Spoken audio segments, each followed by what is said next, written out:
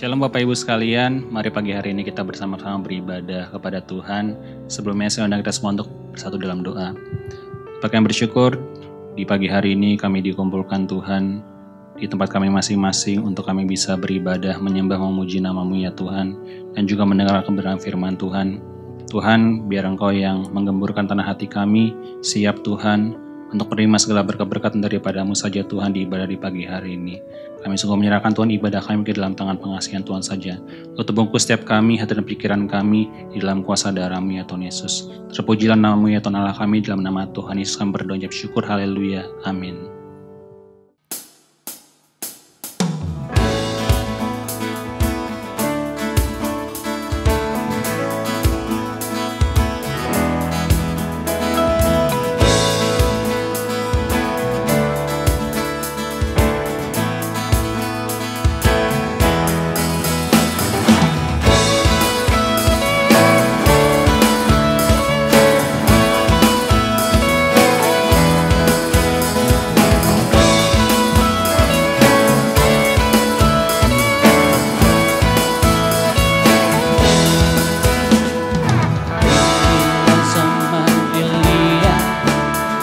Nyatakanlah firman Tuhan, dan inilah zaman hamba-Mu, Musa kebenaran dipulihkan.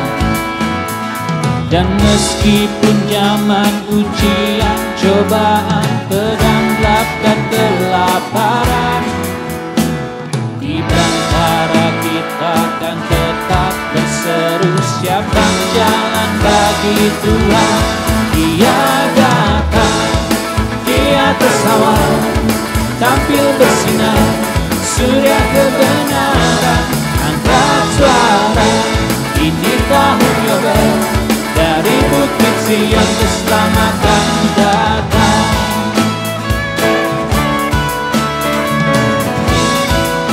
Inilah zaman Yehezkiel, inilah zaman Yehezkiel. Tulang kering dihidupkan. Dan inilah zaman hamba-Mu, Daud, bait pujian dipulihkan. Dan inilah zaman tuaya, besar ladang mengungkit di dunia. Kamilah pekerja di kebun anggur-Mu, nyatakanlah firman Tuhan. Dia datang di atas awan, tampil bersinar, surya kebenaran. Angkat suara, ini tahun Yobel, dari bukit Sion keselamatan datang. Dia datang di atas awan, tampil bersinar, surya kebenaran. Angkat suara, di tahun Yobel, dari bukit Sion keselamatan datang. Haleluya. Tiada yang seperti Engkau Yesus Tuhan. There's no God like Jehovah, there's no God like Jehovah, there's no God like Jehovah, there's no God like Jehovah, there's no God like Jehovah, there's no God like Jehovah, there's no God like Jehovah, there's no God like Jehovah, there's no God like Jehovah, there's no God like Jehovah, there's no God like Jehovah, there's no God like Jehovah, there's no God like Jehovah, there's no God like Jehovah, there's no God like Jehovah. Oh, behold, He comes, riding on the clouds, shining like the sun. At a trumpet call, lift your voice. It's a year of jubilee, and out of Zion Hill salvation comes. Behold, He comes, riding on the clouds,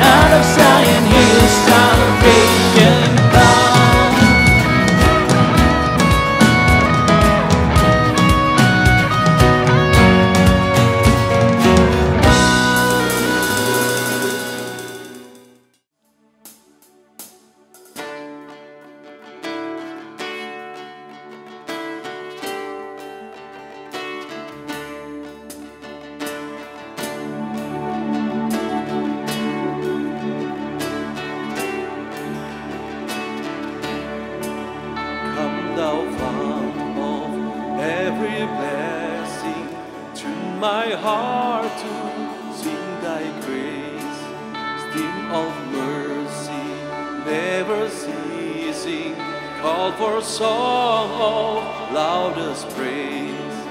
Teach me some melodious sonnet, sung by flaming tongue above. Praise the mount, I'm fixed upon it, mount of thy redeeming grace.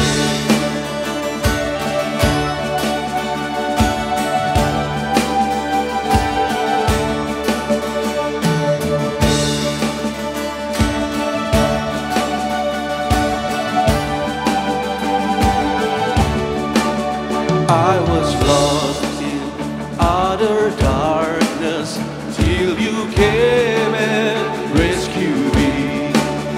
I was found by all my sin when your love coming set me free. Now my soul can sing a new song. Now my heart has found a home. Now your grace is always with me, and I'll never be alone. Come thou fount, come thou King, come thou precious Prince of Peace. Hear your bride to you we sing. Come thou fount of our blessing. Come thou fount, come thou King, come thou precious Prince of Peace. Hear your bride to you we sing. Come thou fount of our blessing.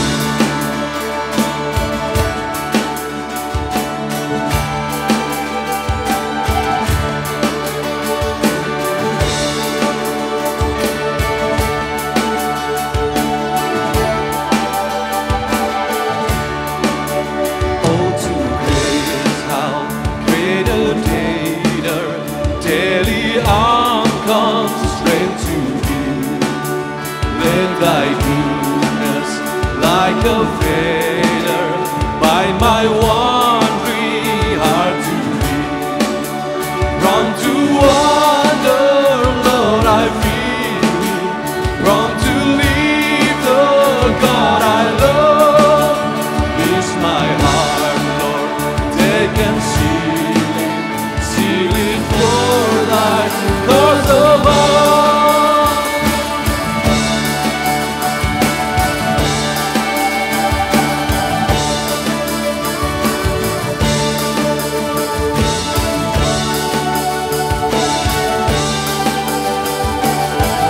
Oh, come thou fount, come thou King, come thou precious Prince of Peace. Hear your bride to you we sing. Come thou fount of our blessing. Come thou fount, come thou King, come thou precious Prince of Peace. Hear your bride to you we sing. Come thou fount of our blessing. Here's my heart, Lord. Here's my heart, Lord. Here's my heart, Lord.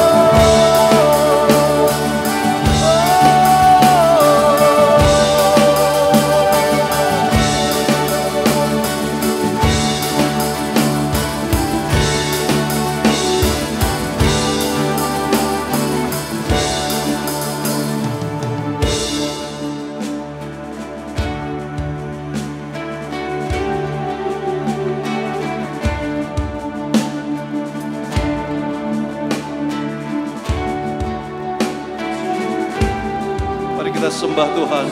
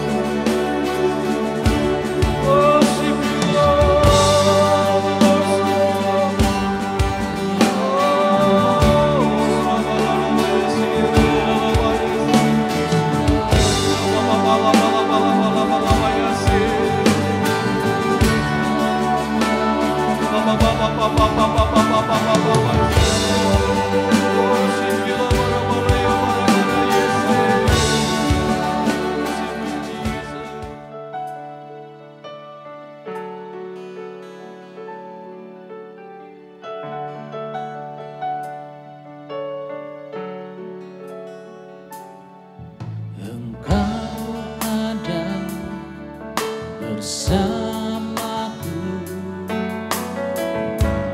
di setiap musim hidupku.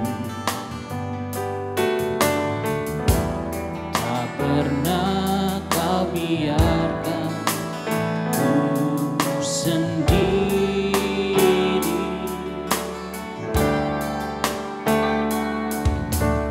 Kekuatan di jiwaku adalah bersamamu. Tak pernah ku ragukan kasih-Mu.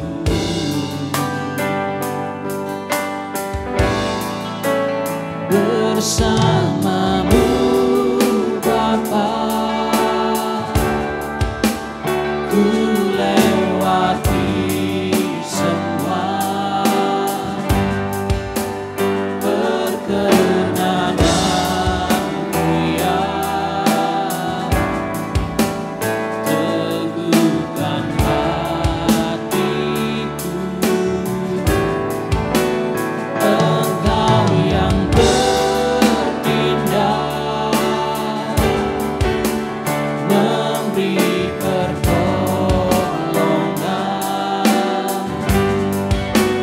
Anugerah-Mu besar melimpah bagiku.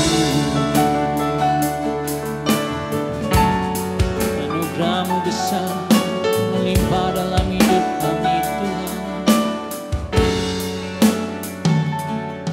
Engkau ada bersamaku di setiap musim hidupku. Tak pernah kau biarkan ku sendiri.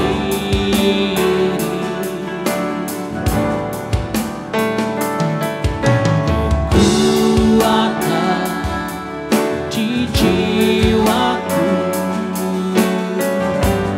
adalah bersamamu. Tak pernah ku ragukan kasih-Mu. Bersamamu Bapa, bersamamu Bapa, ku lewati semua perkenanan-Mu ya. Teguhkan hatiku, Engkau yang bertindak, memberi pertolongan. Anugerah-Mu besar, anugerah-Mu besar melimpah bagiku.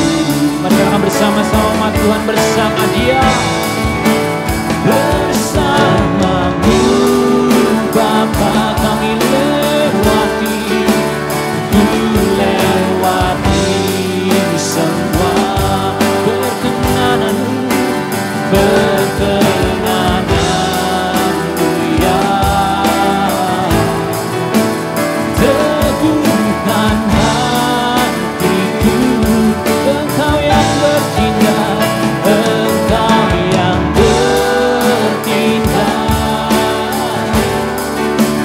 memberi pertolongan. Anugerah-Mu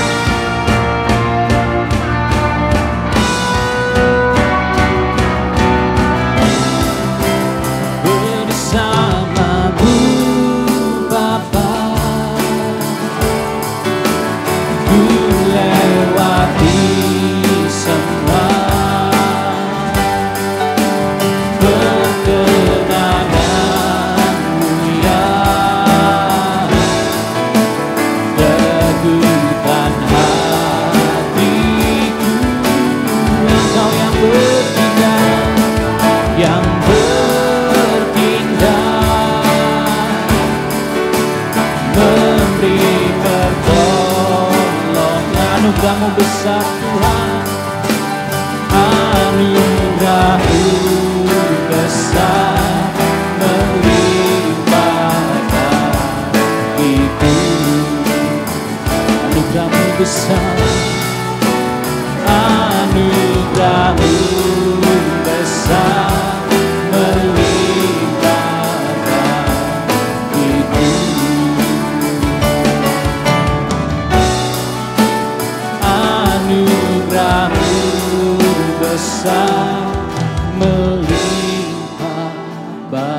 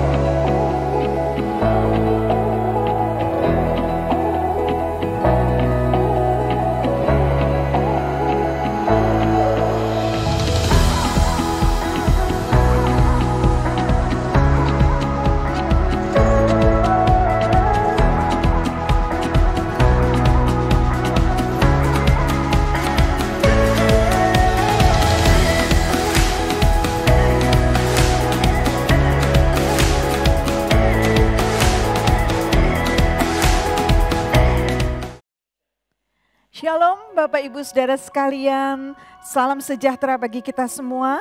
Saya bersyukur kepada Tuhan kalau saya boleh menyampaikan firman Tuhan di tengah-tengah Bapak Ibu Saudara sekalian GBI Family Life Center.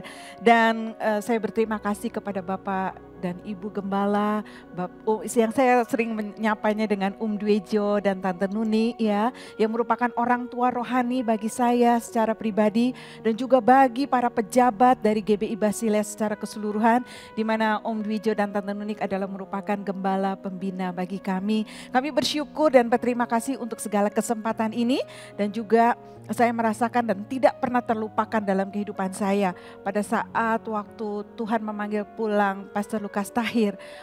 Beliaulah Om dan Tante yang datang pertama di tengah-tengah di ruangan UGD ya, di rumah sakit tersebut, dan yang mendoakan saya secara pribadi.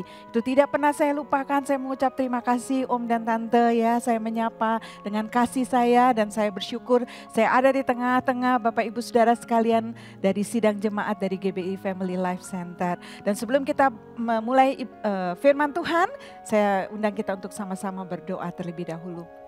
Bapa di dalam surga, kami mengucap syukur untuk kesempatan ini. Kau kembali memberikan kepada kami firman-Mu untuk menjadikan bagi kami sebagai pedoman dalam kehidupan kami. Tolong kami Tuhan untuk kami memahami firman-Mu, berikan pencerahan daripada-Mu sehingga kami juga dapat mengerti, memahami, dan kami melakukan firman-Mu. Engkau memberkati kami semua dengan pengurapan yang sama. Roh Kudus menolong kami untuk kami dapat menjadi pelaku-pelaku firman Tuhan. Di dalam nama Tuhan Yesus kami mengucap syukur. Amin. Bapak Ibu Saudara sekalian, Gereja Betel Indonesia pada bulan Oktober ini mencanangkan sebagai bulan misi. Dan saya mendapat tema dari gereja GBI Family Life Center untuk minggu ini adalah rahasia hidup menjadi berkat di tengah kesulitan. Wow, satu tema yang luar biasa saya rasa ya, yang sangat relevan dengan keadaan yang kita hadapi saat ini. Saat ini kita sedang menghadapi satu masa-masa sulit. Berbagai krisis dalam kehidupan terjadi di di akhir-akhir ini ya. Baik krisis dalam kesehatan, krisis dalam keuangan, krisis sosial, krisis politik, krisis keamanan, berbagai macam kesulitan terjadi khususnya di bangsa Indonesia saat-saat ini.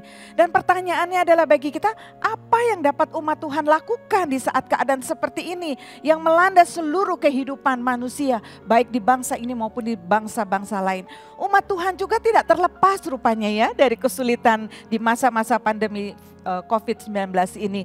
Semua mengalami, tetapi yang membuat perbedaan adalah saya percaya kita memiliki Allah yang besar, Allah yang dahsyat, Allah yang menyediakan pertolongannya bagi kita, sehingga umat Tuhan dimampukan Tuhan melalui masa-masa kesulitan ini untuk tetap menjadi berkat.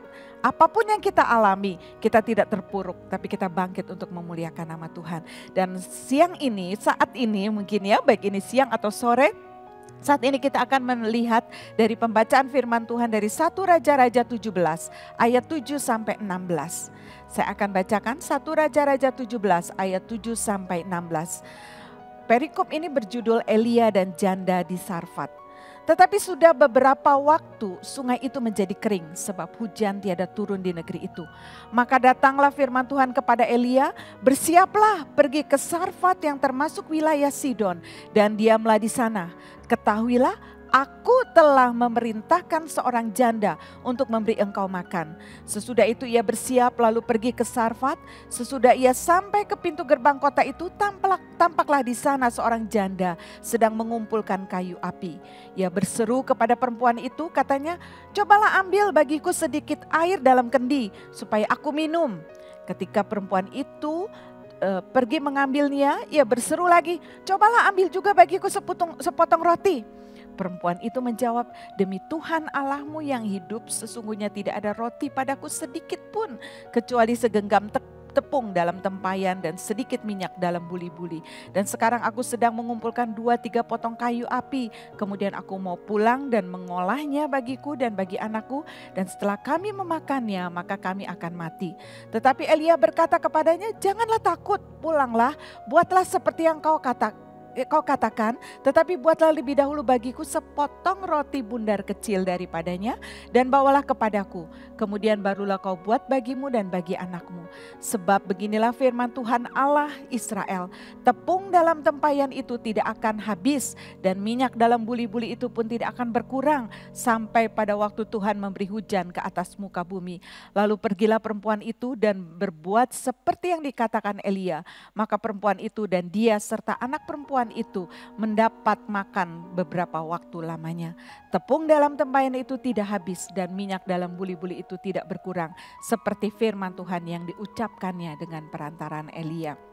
Baik, terpuji nama Tuhan, kisah ini kita tahu bersama-sama ya. Bagaimana Elia sudah menghadap kepada Raja Ahab, Raja Israel saat itu, dan mengatakan bahwa tidak akan turun embun, tidak akan turun hujan untuk seketika waktu lamanya. Dan dikatakan sampai aku mengatakannya kembali bahwa akan turun hujan.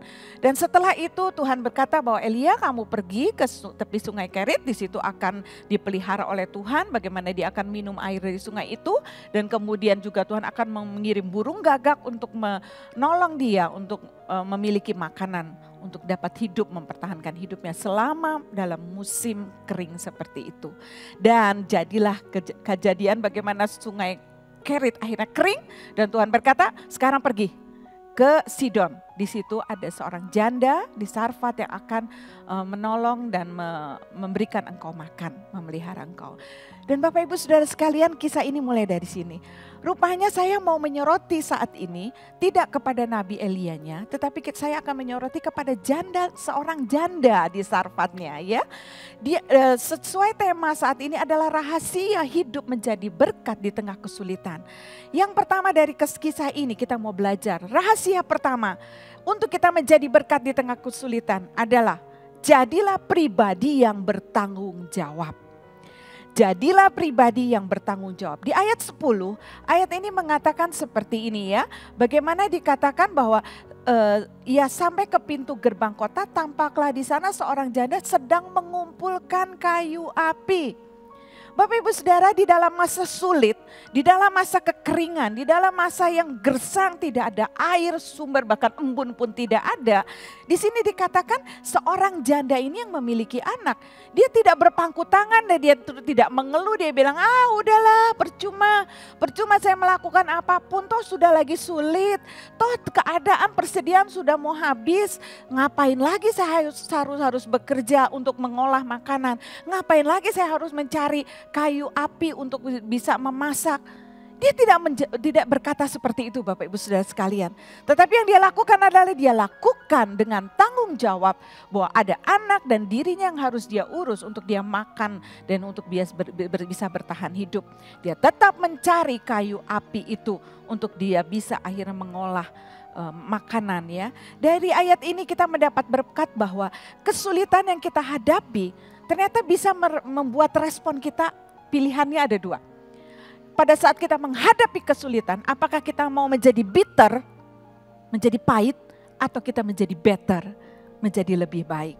Nah, kita belajar dari sini, kita mau pilih dalam situasi yang sulit, dengan kita mau menjadi Tuhan dalam keadaan kesulitan yang kami hadapi saat ini, aku mau memilih better, menjadi lebih baik. Kita tetap melakukan tanggung jawab kita. Setiap peran yang Tuhan berikan kepada kita, apapun peran saudara-saudara, menjadi seorang ayah, lakukan peranmu, tanggung jawabmu dengan baik. Sebagai seorang ibu, sebagai seorang anak, sebagai seorang karyawan, sebagai seorang pelayan Tuhan, sebagai seorang mahasiswa, sebagai seorang siswa, mari kita lakukan tanggung jawab kita dengan baik. Pada saat menghadapi kesulitan, janda ini tidak berpangku tangan dan enak-enak saja sudah nunggu nasib, terserah nanti mau seperti apa, tidak. Tapi dia melakukan tanggung jawab sehari-harinya seperti biasanya. Dia tetap mencari kayu api untuk dia lakukan untuk bisa memasak. Nah, mungkin saat-saat ini ada yang memilih akhirnya, capek dah, ngapain lagi? Kok Tuhan gak menolong sih? Buktinya saya di PHK, buktinya sekarang saya mengalami kekurangan income, sekarang saya mengalami kesulitan, sekarang bisnis saya bangkrut, sekarang saya sekolah dan kuliah menjadi sulit gara-gara ada pandemi sebenarnya dan Tuhan tidak menolong. Akhirnya kita hanya berpasrah, kita tidak lakukan apa-apa. Kita mau saat ini seperti janda di Sarfat ini, kita tetap mengerjakan apa yang Tuhan percayakan dengan giat, dengan disiplin yang tinggi. Lakukan dengan tanggung jawab Bapak Ibu Saudara sekalian. Soal hasil, Tuhan yang akan memberikannya kepada kita sesuai dengan apa yang kita perlukan. Janda ini dipilih Tuhan untuk menjadi berkat bagi Nabi Elia di tengah kesulitan. Lakukan setiap tanggung jawab di setiap waktu yang Tuhan berikan. Waktu, kesempatan ini adalah betul-betul sangat berharga. Jangan menunda setiap kesempatan yang baik yang Tuhan berikan kepada kita. Karena pencuri yang seringkali tidak kita sadari adalah kita seringkali menunda Bapak Ibu ya. Sering kita tanggung jawab kita, udahlah nanti lagi lah, udahlah tunggu besok lah, udahlah tunggu nanti kalau udah mulai pulih lah, udahlah saya mulai kuliahnya nanti aja kalau udah mulai kuliahnya ada tatap muka, nanti aja dah mulai giat lagi pelayanan setelah nanti ada ibadah onsite gitu ya. Semua ditunda, tapi Tuhan mau ayo lakukan tanggung jawab. Selagi ada waktu yang Tuhan berikan, jangan menunda. Kan itu adalah satu pencuri yang sangat membuat akhirnya kita kehilangan segala berkat yang Tuhan berikan. Bahkan kita kehilangan kesempatan untuk menjadi berkat di tengah-tengah kesulitan ini. Coba kita lihat ya, saya dalam buku Inspirasi 5 Menit dari Bapak Samuel Tirta Miharja. Ada dikatakan waktu itu berharga sekali Bapak Ibu. Kita lihat ya, Bapak Samuel saat itu menguraikan, memberikan perenungan kepada kita. Katanya begini, tanyakan arti 0,1 detik bagi seorang juara lari. Wah, ternyata 0,1 detik itu merupakan satu yang berharga saudara. Selisih 0,1 detik saja pemenang bisa berbeda. Yang tadi kita rasa udahlah tunda gak apa-apa, atau masih di belakang gak taunya cuma selisih 0,1 detik. Sangat berharga. Dan tanyakan juga arti 1 detik bagi orang yang terhindar dari kecelakaan. Ya 1 detik, waktu itu dia masih berada di pinggir, begitu juga baru dalam detik berikutnya dia menyingkir. Dalam 1 detik saja dia bisa terhindar dari kecelakaan. Dan kemudian tanyakan arti 1 menit bagi orang yang ketinggalan kereta api. Mungkin Bapak Ibu pernah ngalamin ya, bagaimana cuma telat 1 menit. Kereta sudah jalan dan kita tidak bisa lagi masuk. Dan tanyakan arti 1 jam bagi sepasang kekasih yang menunggu untuk bertemu. Tanyakan arti 1 bulan bagi seorang ibu yang melahirkan prematur. Ya, bagaimana 1 bulan itu berharga sekali untuk prematur, untuk menunggu sampai 9 bulan ternyata di umur 6 bulan sudah harus melahirkan, di umur 7 bulan harus sudah dilahirkan. Jadi kita melihat bahwa 1 bulan juga merupakan satu hal yang sangat berharga. Dan tanyakan arti 1 tahun bagi murid yang tidak naik kelas, ya. Jadi saya merasa bahwa di sini yuk kita sama-sama mau menjadi berkat, jadilah, pilihlah menjadi orang saya mau terus bertanggung jawab mengerjakan apa yang Tuhan percayakan. Jangan lalai karena pada saat itu Tuhan melihat kalau kita melakukan tanggung jawab kita, maka Tuhan akan mempercayakan lebih lagi kepada kita. Seperti Tuhan berkata, kalau engkau dipercaya dari hal-hal yang kecil, maka Tuhan akan memberikan perkara-perkara yang lebih besar kepada kita. Oleh karena itu lakukan tanggung jawab kita. Kalau kita mau menjadi berkat di tengah-tengah kesulitan seperti ini, jadilah orang yang memikul tanggung jawab dan melakukan tanggung jawab senantiasa, sekalipun keadaan seperti saat ini. Yang kedua, jadilah pribadi yang tidak berpusat kepada diri sendiri. Di ayat 10 dan 11 tadi, waktu itu Nabi Elia berkata, ambilkan aku air minum. Saya membaca di situ saat Nabi Elia meminta itu kepada janda ini untuk mengambil bagiku air sedikit dalam kendi. Ayat 11, ketika perempuan itu pergi mengambilnya, waduh saudara, saya lihat dia tidak menolak ya. Siapa Elia? Itu orang asing buat dia ya. Karena itu kan di luar dari daerah Israel, daerah Sidon, Tirus itu di luar dari daerah Israel. Dan janda di Sarfat ini tidak pernah bertemu dengan Nabi Elia sebelumnya. Orang asing minta sama dia minta air. Sementara air saat itu merupakan barang sangat-sangat berharga. Kenapa? Kering. Dikatakan sungai Kerit aja menjadi kering karena kemarau panjang yang luar biasa. Tidak ada air hujan. Air itu menjadi mahal saudara. Kalau dipikir pada saat dia juga mungkin ngirit-ngirit air ya di dalam rumahnya. Air itu kan kita sangat tahu persis ya. Perlu buat masak perlu air. Mandi perlu air. Sikat gigi perlu air.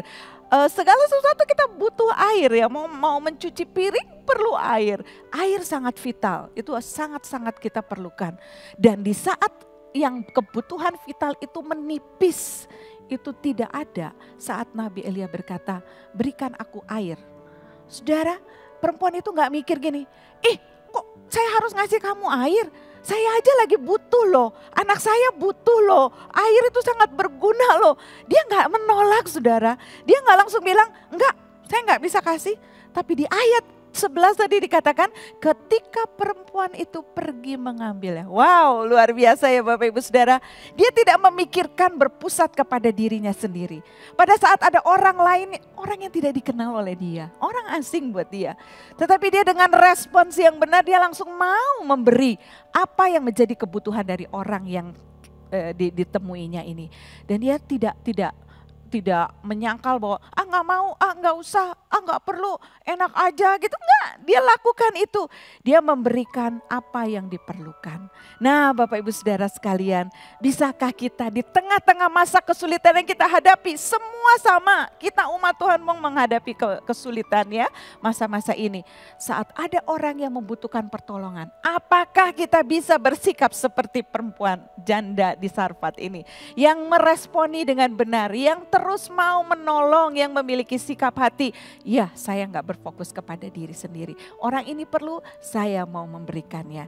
Dan saya teringat ada satu kisah ya, saya dikirim melalui WA, ada satu kisah seorang kapten, veteran Perang Dunia Kedua, pensiunan dari Angkatan Darat Inggris, sekaligus dia centenarian. Kenapa? Karena orang ini dikaruniai panjang umur mencapai 100 tahun lebih. Bernama Thomas More. Dia melihat perkembangan pandemi di Inggris yang mengkhawatirkan. Kemudian Kapten Tom ini berupaya menggalang dana bagi penderita COVID-19 dan juga untuk membantu, mendukung tenaga medis yang sedang berjibaku ya menghadapi pandemi COVID-19 ini. Nah dia sudah sepuh Bapak Ibu Saudara. Mengingat usianya yang sepuh, kita selalu berpikir buat apa ya? Apa yang bisa dilakukan untuk orang yang sudah berusia 100 tahun? Apa yang bisa dikerjakan ya? Tubuhnya mulai rentan, jalannya pun mulai ditopang dengan roda 4 penyangga sebagai yang berfungsi sebagai tongkat. Tetapi Kapten Tom ini tidak putus asa Bapak Ibu. Menjelang hari ulang tahun yang ke-100 tahun tanggal 20 April 2020 ya, jadi beberapa bulan yang lalu, ia bertekad. Mengambil satu tekad, dia mau berjalan mengelilingi halaman rumahnya yang sepanjang 25 meter. Kapten Tom berikrar membuat 100 putaran yang akan ia cicil 10 putaran setiap harinya. Bayangin, seorang umur 100 tahun yang berjalan harus ditopang dengan roda 4 itu sebagai tongkatnya. Dia ambil tekad, ambil keputusan bahwa saya akan mencicil 10 putaran, sekali putaran 100 kali putaran setiap hari.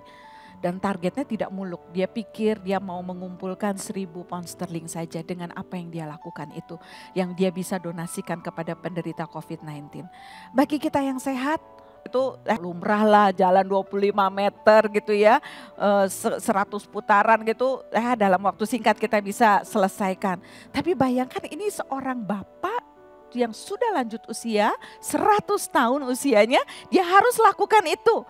Pasti bukan enteng, otot-ototnya mungkin lemah, tenaga tidak sekuat dulu lagi, tubuh akan bergetar hebat manakala itu merasakan kelelahan. Tom tidak putus asa, ia terus berjalan dan berjalan. Nah, aksi spontan ini kontan menjadi pembicaraan banyak orang. Pertama-tama di lingkungan rumah tinggalnya dia ya, lalu merembet ke kota di mana dia tinggal. Dan ketika media massa tahu hal itu, efeknya sangat luar biasa Bapak Ibu.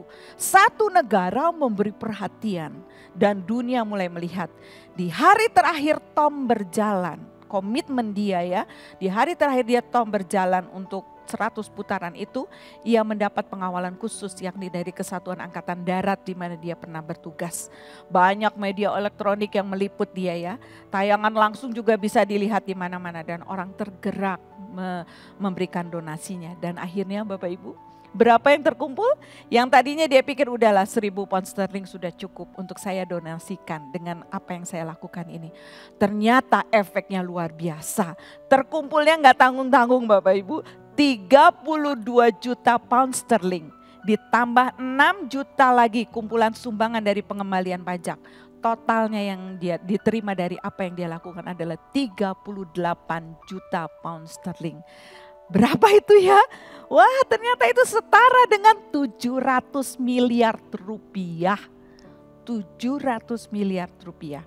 Banyak pasien yang tertolong karena aksi tersebut, juga para tenaga medis. Dan untuk aksi ininya maka pada tanggal 16 Juli 2020, Ratu Elizabeth II secara khusus menganugerahkan gelar bangsawan kepada Kapten Tom.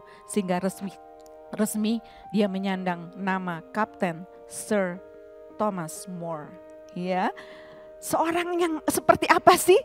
Dia juga mengalami kesulitan. Dia juga mengalami sesuatu yang membahayakan dirinya mungkin untuk dia keluar rumah melakukan kegiatan itu. Tetapi itu tidak men-stop dirinya untuk dia tidak memperhatikan dirinya sendiri. Dia memperhatikan kebutuhan orang lain. Tenaga medis dia perhatikan, pasien-pasien COVID dia memiliki belas kasihan luar biasa. Sampai dia memiliki tekad untuk lakukan sesuatu yang gak mudah saudara. Gak mudah dia lakukan. Tetapi tekad ini dia teruskan sampai tuntas. Dan akhirnya apa? Dari kehidupan seorang lanjut usia 100 tahun tanggal 20 April yang lalu. Dia dapat melakukan hal yang luar biasa. Menjadi berkat bukan hanya bagi beberapa orang. Tapi satu negara melihat sampai Ratu Elizabeth memberikan gelar kepadanya. Saudara, dimulai dari apa? Dimulai dari hidup yang tidak mementingkan diri sendiri. Buat dia pikir lebih enak tiduran dong di rumah. Capek kan? Lebih enak istirahat menikmati masa tua sampai Tuhan panggil dia pulang. Tetapi dia tidak menyerah seperti itu, dia tidak mementingkan kepentingan dirinya sendiri, dia mementingkan apa yang orang lain perlukan. Sampai dia bertekad untuk melakukan tindakan seperti itu. Luar biasa. Dari sini saya juga melihat bahwa seorang janda ini juga di Sarfat. Dia tidak mementingkan diri sendiri. Saat diminta air merupakan kebutuhan yang penting buat dia. Tapi dia berikan kepada nabi yang membutuhkan untuk minum ya air dari kendi itu. Dan yang ketiga, setelah kita tahu, jadilah pribadi yang bertanggung jawab, jadilah pribadi yang tidak mementingkan diri sendiri. Dan yang ketiga, yang terakhir adalah jadilah pribadi yang fokusnya kepada perkataan Tuhan. Ayat 13 dan 15 jelas sekali dikatakan di situ bahwa tetapi Elia berkata kepadanya, janganlah takut, pulanglah, buatlah seperti yang kau katakan, tetapi buatlah lebih dahulu bagiku sepotong roti bundar kecil daripadanya dan bawalah kepadaku, kemudian haruslah kau buat bagimu dan bagi anakmu.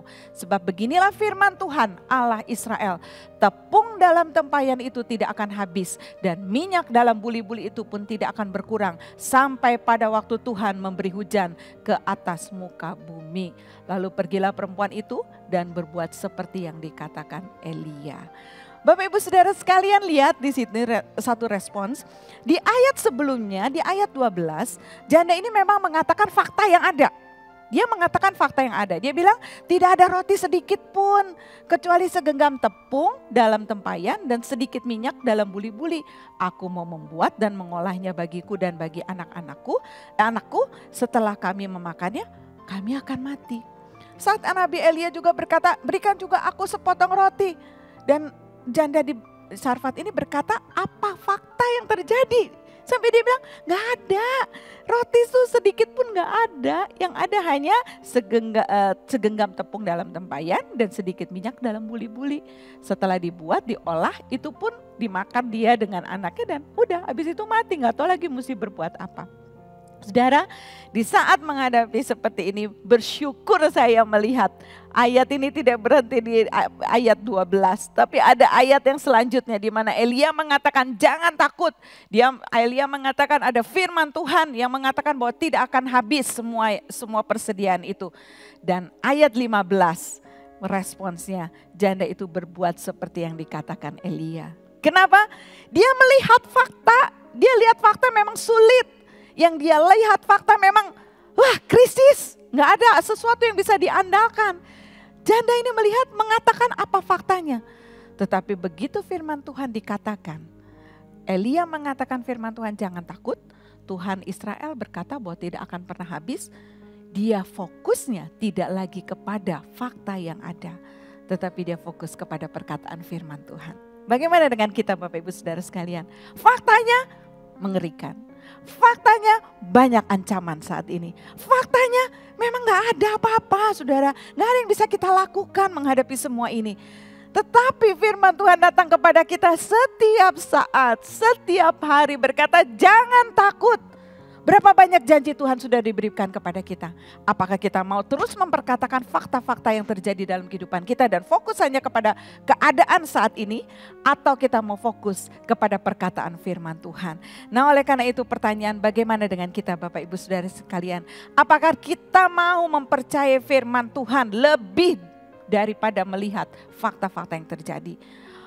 Apakah kita mau mempercayai firman Tuhan dan yang berkata bahwa terlebih kita berbahagia memberi daripada menerima. Apakah kita mau mempercayai firman Tuhan itu? Hal memberi tidak semuanya menyangkut soal uang ya Bapak Ibu. Tapi memberi bisa merupakan memberi perhatian. Saat ini banyak orang yang dilanda kesulitan. Mari kita memberi perhatian kepada mereka. Sebagai anak, berikan perhatianmu kepada orang tua ya. Orang tua mungkin membutuhkan perhatian, sekedar video call, tanya bagaimana kabarnya Oma, bagaimana keadaannya Pak, apa yang harus yang bisa kami lakukan. Mungkin mengirim makanan, buah-buahan, vitamin, bahkan masker mungkin ya kepada orang tua kita. Berikan perhatian yang tulus kepada mereka. Apa yang jadi berkat? Bahkan mungkin ke tetangga kita. Mungkin ada oma, opa yang memang tinggal sendirian, tidak ada lagi sebatang kara, tidak ada keluarga yang mengunjungi. Kita tahu itu dan kita pikir, aduh saya bisa masak. Saya mau berikan masakan saya. Setiap hari saya akan sediakan kepada oma atau opa yang ada di tetangga saya. Supaya dia bisa terpelihara makanan dan minumannya. Saya mau memberkati mereka. Saudara memberkati tidak hanya sekedar uang. Memberikan perhatian, keahlian kita di dalam memasak atau berikan itu kepada orang-orang yang memang membutuhkan. Jadi kita mau melihat di sini bahwa apapun kita dalam keadaan sulit pun kita tetap Tuhan mau untuk kita menjadi berkat, saluran berkat ya. Dengan apa? Kita fokus kepada perkataan firman Tuhan. Mungkin kita rasa bahwa saat ini kita bisa, aduh Tuhan, gak mungkin saya bisa lakukan ini. Ingat firman Tuhan berkata, tidak ada yang mustahil bagiku. Lukas 18 ayat 27. Mungkin kita bisa berkata, Tuhan aku udah gak bisa melakukannya lagi. Aku udah capek Tuhan. Tuhan berkata, kamu bisa melakukannya. Filipi 4 ayat 13. Segala perkara dapat kutanggung di dalam Dia yang memberikan kekuatan kepadaku. Dalam bahasa Inggris lebih bagus ya. I can do all things to Christ who strengthen me. I can do ya, lebih aktif. Bahwa saya dapat melakukan segala perkara di dalam Kristus yang melakukan kepadaku. Dan kemudian juga Tuhan aku gak bisa nerusin lagi dah, udah kayaknya udah capek Tuhan, udah putus asa. Tapi firman Tuhan berkata, kasih karuniaku cukup bagimu. Jadi kita melihat bahwa yuk kita fokus kepada firman Tuhan. Fakta mengerikan, tapi Tuhan berkata Immanuel, Allah menyertai kita. Di dalam kesulitan, di dalam masalah, tantangan yang kita hadapi. Tidak pernah Tuhan berkata, udah nggak usah ikut-ikut. Enggak, Tuhan berkata aku tidak pernah meninggalkan engkau. Sekali-kali aku tidak pernah membiarkan engkau. Jadi ingat perkataan ini. Di dalam menghadapi kesulitan tetap kita bisa jadi berkat. Kenapa? Ingat janji Tuhan bahwa Tuhan tidak pernah meninggalkan, bahwa Allah akan mencukupi sesuai dengan keperluan kita di dalam kasih karunia-Nya dan pertolongannya tidak pernah terlambat, selalu ada menopang kita. Tuhan berkata penyediaannya ada atas kehidupan kita. Melewati segala masa, segala musim yang terjadi dalam kehidupan kita. Tuhan berkata, aku tidak pernah meninggalkan engkau. Dan kita pegang firman Tuhan ini sehingga di dalam hidup kita tetap bisa menjadi berkat. Saat kita mulai putus asa, kita bisa memperkatakan kata-kata firman kepada orang lain. Berkata, bangkit karena engkau tidak pernah lakukan ini sendiri. Ada Yesus yang menyertai, ada Tuhan yang menolong. Oleh karena itu, 3 rahasia ini yang menjadi berkat buat kita saat ini. Untuk kita menjadi saluran berkat. Di tengah kesulitan yang kita hadapi, jadilah pribadi yang bertanggung jawab. Jadilah pribadi yang tidak berfokus kepada diri sendiri. Dan jadilah pribadi yang fokus kepada perkataan Tuhan, firman Tuhan. Dan sebagai penutup saya akan berkata bahwa ingatlah dalam setiap musim kehidupan yang kita jalani. Tuhan mau kita tetap menjadi berkat bukan dengan kekuatan kita. Tetapi karena kekuatan firman-Nya yang bekerja dalam kita. Yang mau meresponi firman Tuhan dengan percaya. Tuhan selalu menggenapi apa yang difirmankannya. Mother Teresa berkata begini, salah satu penyakit terbesar adalah ketika kita menjadi tidak berguna bagi orang lain. Jangan sampai kita memiliki penyakit ini ya, karena kita tidak berguna. Tetapi Tuhan mau hidupmu berguna bagi orang lain. Hidupmu menjadi berkat bagi orang lain. Karena kebahagiaan kita bukanlah dari apa yang kita dapat, tapi hasil dari apa yang kita berikan ya. Unknown ya, ada orang yang mengatakan seperti itu. Itu pun yang Tuhan katakan kepada kita, terlebih berbahagia memberi daripada menerima. Karena itu Bapak Ibu Saudara sekalian, jadilah orang-orang yang berbahagia karena kita tetap bisa menjadi berkat di tengah kesulitan. Selamat menjadi berkat. Selamat melakukan firman Tuhan, bukan dengan kekuatan kita, tetapi kekuatan Tuhan yang memampukan kita. Di tengah masa-masa sulit ini, tetap kita menjadi berkat dan nama Tuhan yang dipermuliakan. Baik, kita sama-sama akan menutup di dalam doa, kita sama-sama berdoa.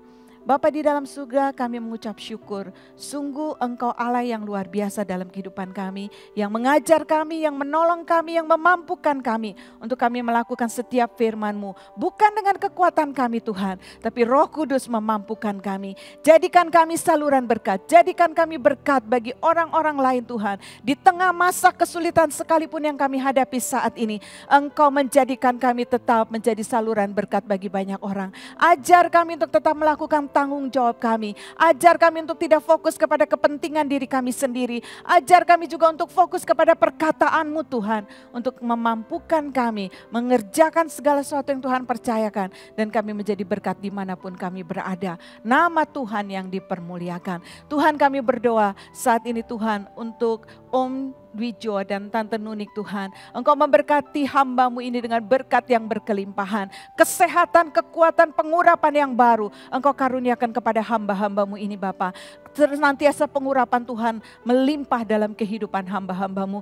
penggembalaan yang dipercayakan, sekolah yang dipercayakan, apapun yang dipercayakan kepada kehidupan hamba-hambamu ini dapat dikerjakan bagi hormat kemuliaan namamu, Engkau yang dimuliakan. Berkati jemaat dari GBI Family Life Center ini Tuhan, tetap kuat, tetap berdasar teguh di dalam Engkau, tetap mengerjakan segala sesuatu yang Tuhan percayakan dengan hikmat dan pertolongan daripada Tuhan. Engkau memberkati dengan limpahnya, Engkau memberkati dengan pengenalan yang lebih dan lebih lagi akan Engkau. Terima kasih Bapa, terima kasih buat semuanya. Dan kami mau menjadi pelaku-pelaku firman Tuhan. Hanya dengan kekuatan-Mu kami dapat melakukan semuanya ini. Di dalam nama Tuhan Yesus kami berdoa dan bersyukur. Semua yang percaya sama-sama kita katakan amin. Terpuji nama Tuhan, Tuhan Yesus memberkati.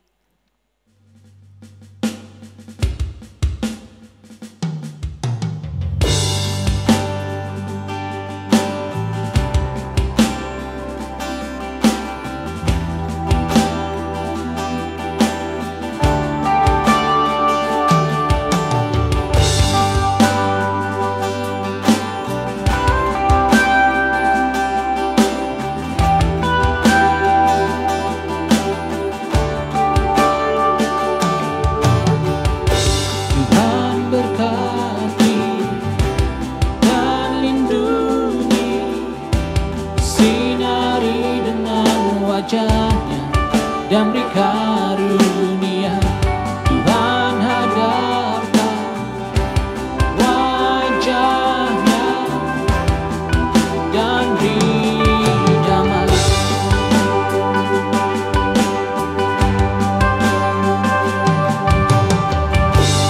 Tuhan berkati dan lindungi, sinari dengan wajah-Nya dan beri karunia, Tuhan hadapkan wajah-Nya dan beri damai.